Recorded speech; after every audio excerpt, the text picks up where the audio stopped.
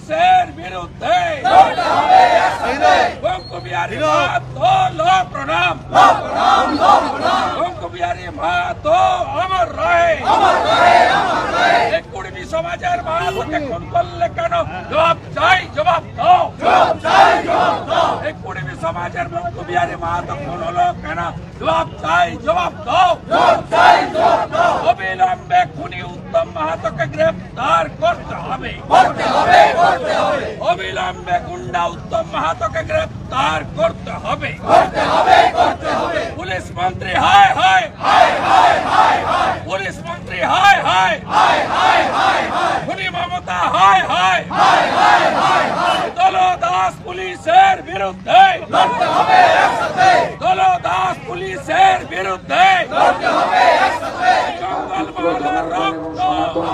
সঙ্গে দেখা করেছি, তার স্ত্রীর সঙ্গে আমরা দেখা করেছি।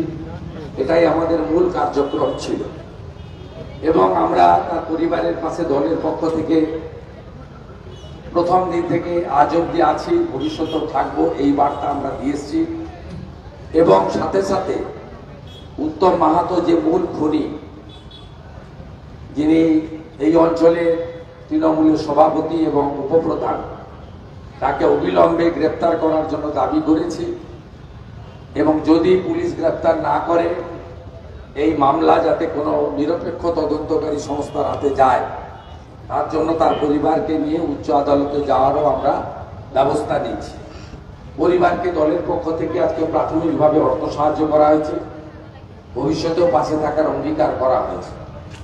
আমরা আজকে দক্ষিণ বাঁকুড়া তথা জঙ্গলমহলের গুরুত্বপূর্ণ শহর খাতড়া বাজারে আমাদের সহস্রাধিকের বেশি কর্মী সমর্থক নিয়ে আমরা এখানে প্রতিবাদ মিছিল করলাম।